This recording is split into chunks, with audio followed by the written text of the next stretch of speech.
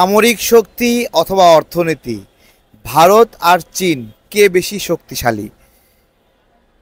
এখন খবর আসছে ভারতের ৬০ কিলোমিটার দখলে নিয়েছে চীন। এটা ভারতের সীমান্তরক্ষীরা বলছে, তাদের এখানে যে ট্রাকগুলো যায় তারা বলছে, ভারতের নাগরিকরা বলছে।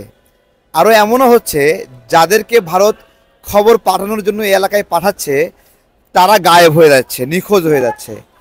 এই অবস্থায় খবর বের হচ্ছে ৬০ কিলোমিটার দখল নিয়ে নিয়েছে চীন। আজকে এমন একটা অবস্থায় ভারত পৌঁছিয়েছে, তার পাশের সকল প্রতিবেশী রাষ্ট্র শত্রুতে রূপান্তরিত হয়েছে।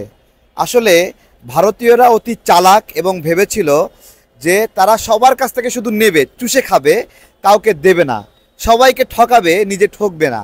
এরকম করতে করতে বাংলাদেশ শত্রু হয়ে গেল, পাকিস্তান তো আগে থেকে শত্রু, নেপাল ভুটান ছোট দেশ, তারাও শত্রু হয়ে গেছে, শ্রীলঙ্কা মালদ্বীপ চোখ রাগাচ্ছে ভারতকে। এই যখন পরিস্থিতি, তখন ভারতের কুল রক্ষা হবে কিভাবে বলেন? বাংলাদেশকে খেয়ে ফেলতে চেয়েছিল ভারত। আজকে ভারত নিজেই বেদিশা অবস্থা। ভারতের স্বাধীনতাকামীরা জেগে উঠছে, প্রশ্ন উঠছে এত ভারী ভারী অস্ত্র সেখানে গেল কিভাবে? কিভাবে গেল বোঝেন?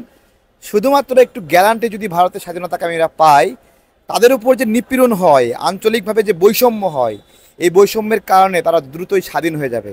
এজন্যই আমি বলেছিলাম যে ভারত ৭ খণ্ডে বিভক্ত হবে মাত্র ৭ মিনিটে। আজকে ভারত বাংলাদেশের সন্ত্রাসীদেরকে ভারতে জায়গা দিচ্ছে, গণহত্যায় অভিযুক্ত শেখ হাসিনাকে জায়গা দিচ্ছে। যদি স্বাধীনতাকামীদেরকে বাংলাদেশ জায়গা দেওয়া শুরু করে ভারতের, তখন ভারতের কী অবস্থা হবে? ভারত কি ভেবেচিন্তে কাজ করছে? যেই ভারত আজকে বাংলাদেশকে দখলের চিন্তা করছিল, সেই ভারত নিজেই আজকে টেনশনে পড়ে গেছে। সারাক্ষণ আমাদেরকে কটাক্ষ করে, কটূক্তি করে, আমাদের সংস্কৃতি সভ্যতা নিয়ে কটূক্তি করে, অথচ তাদের কি বেহাল দশা দেখেন। তাদের ৬০ কোটি নাগরিক টয়লেট ব্যবহার করে না, বনে জঙ্গলে হাগু করে। এই যখন তাদের অবস্থা, তারা আমাদেরকে উন্নতির গল্প শোনায়, তারা আমাদেরকে সংস্কৃতির গল্প শোনায়। আজকে সীমান্তে নাগরিক হত্যা হচ্ছে, বাংলাদেশ চুপ করেছিল এতদিন, এখন প্রতিবাদ হচ্ছে। আমি মনে করি এখন তাদেরকে পাল্টা জবাব দেওয়ার সময় এসেছে। সেই জবাব হবে ইনশাল্লাহ। নাগরিকদের পাশে আছে বিজিবি, আর বিজেপির পাশে আছে নাগরিক। এই সব কিছু মিলে এক দারুণ শক্তি। আর বন্ধু হিসেবে রয়েছে চীন, পাকিস্তান, নেপাল, ভুটান, মায়ানমার, সবাইকে মিলে এই ভারতের আগ্রাসনকে রুখে দেওয়া হবে ইনশাল্লাহ। চলছে ভারতের পণ্য বয়কট এবং ভারত বর্জন।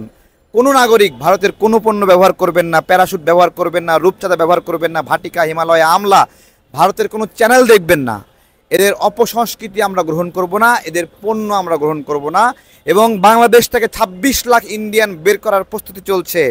Expel Indian workers movement will start soon, very soon.